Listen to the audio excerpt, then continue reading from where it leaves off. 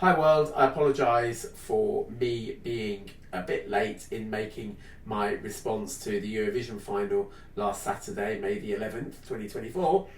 I wanted time to think about my response to the vote and what I would say and that sort of thing, and hence I'm here now. It's also a bit late on in the evening. It's still light outside, but just dark enough to make this just the light a bit weird in this room. So first of all, many congratulations to Nemo. I do hope that this is the start of something wonderful for you.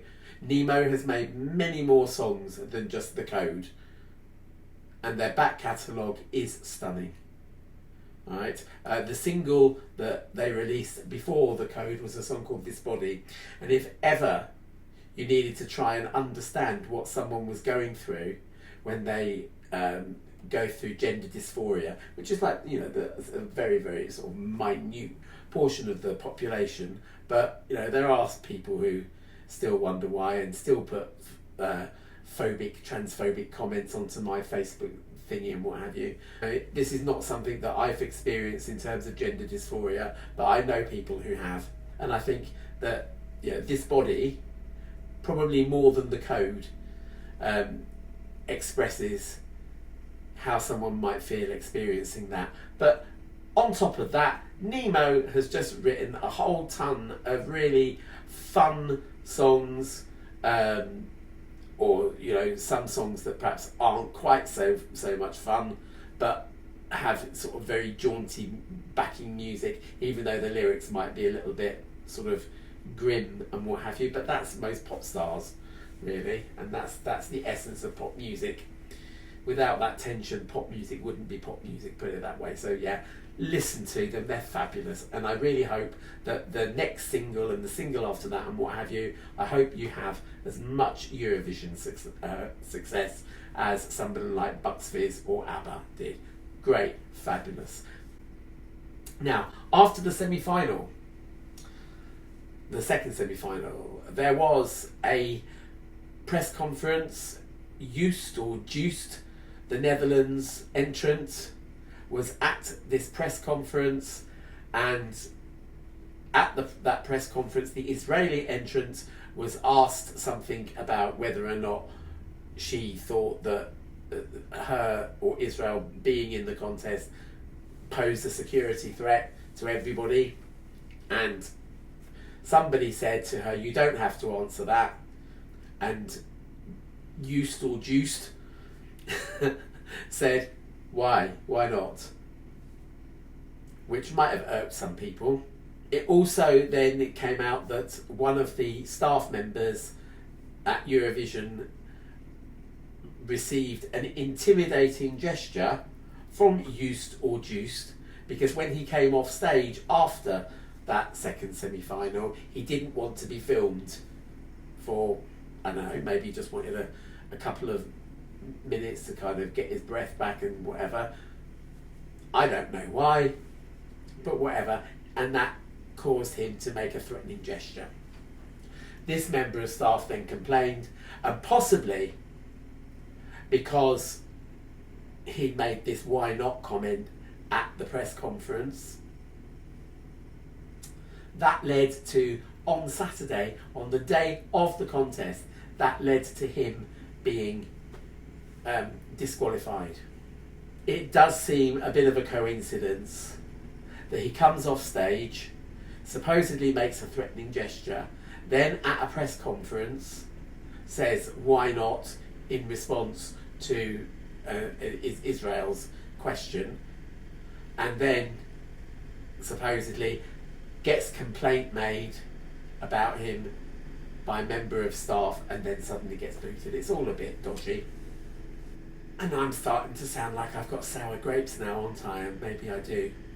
It's come out as well. Italy leaked the public vote percentage for the second semi-final, and it seemed like Italy gave their sort of major public vote to Israel, and second behind that was the Netherlands. You might think, well, you know, yeah, it's a bit miserable in Israel getting the public vote, whatever. But when you look at the statistics, right, when Russia invaded the Ukraine got a huge amount of public support, and that sort of went for things like the Eurovision Song Contest. In the Eurovision Song Contest, in Italy, the Ukraine got 24% of the public votes. Now, when you think about this year, Italy gave 39 point something percent of the public votes, and I'm talking about the semi-final here. Second was the Netherlands, and that got 7 point something or other percent. It doesn't add up. Bear in mind that, you know, I'm saying what I said about Russia also because it was the next day. It was the day after the invasion that the EBU said, fine, Russia, you're not taking part in this year's Eurovision Song Contest. And so for them to say, oh, it's not a political thing, it is a political thing. The EBU are totally wrong. They are totally out of step with public opinion. And so what happened was that on the Saturday in the UK, the viewing figures were 25% down compared to what they were in 2023. And you know what happens whenever someone like Russell Brand, for instance, told everybody not to vote.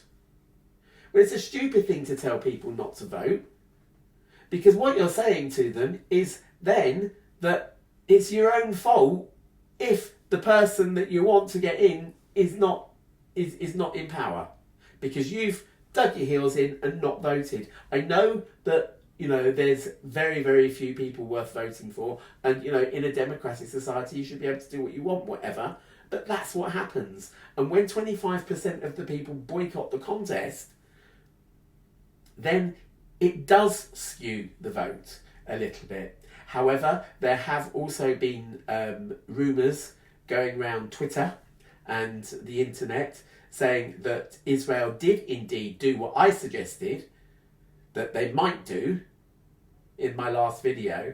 I said that what would happen would be like the way that, you know, Russia has pretended to, you know, at least to the Russian country, that there's support for Z and the special operation by giving incentives to get out to rallies and start cheering for our boys or whatever. I mean, you'd have to watch my last video for you know, an explanation of that. But I suspect that that's what's happened here. I can't imagine how there would be such a wide gap between the Italy semi-final thing of like 39.9% and then Holland only on 7%. That does not make sense. That does not add up. And supposedly 14 countries gave Israel their top vote in the final on Saturday, i.e. more of the public. I'm not talking about the jury here. If the jury hadn't voted, A, Nemo would not have won, and B, Israel would have been a lot higher. They were second only to Croatia. So Croatia, who also had a good entry, would have won. I mean, think of that what you will, but it is frightening to think how much of that public vote, I do think that Israel did some vote rigging, as I suggested last time. You know, if Israel came right down the bottom of the table, then there'd be a lot of people saying that the EBU rigged it. If Israel come right at the top of the table, then we'll say that Israel rigged it. Either way, it was rigged. And I really do believe it was rigged one way or the other. I believe that 2022 was rigged in favour of the Ukraine and also for the UK to get second place. You know, Sam Ryder was good, but not that good. it is sour grapes for me from that point of view. But also, you know, you've got to say that, you know, had 25% of viewers not boycotted, then perhaps the voting would have been different. Because, you know, the UK bought the most tickets to the live events, so, you know, the Eurovision fever in this country is very, very high. Finally, yeah, we didn't have a great song, did we? It wasn't a bad song. There were worse songs. Poor Estonia, poor Norway. We didn't get a huge amount of the jury vote, but we got 46 points. And, you know, coming back to this public vote thing, I don't get it. I think that, you know, the way that the points are worked out, if you get no points for the public vote, then surely that means nobody in the world, in the voting world, voted for Olly Alexander. And I'm pretty sure that's not true. So I think that public voting system needs to be more transparent. It needs to be more resilient. I mean, you know, looking at that, the public vote has always been, once you've heard all the entries, then everybody gets to their telephones and votes, sends text messages, uses the landline, uses their mobile, whatever, and they vote. And you've got like half an hour or so to vote. This time, people could vote before they'd even heard the song. Now, I know that, you know, this year I have chosen to be a bit of a die-hard Eurovision fan. And, you know, it's so much so that I'm even making videos about it. How can you say that, you know, to most people who aren't familiar with the songs, can suddenly start voting for countries where they haven't even heard the entry yet?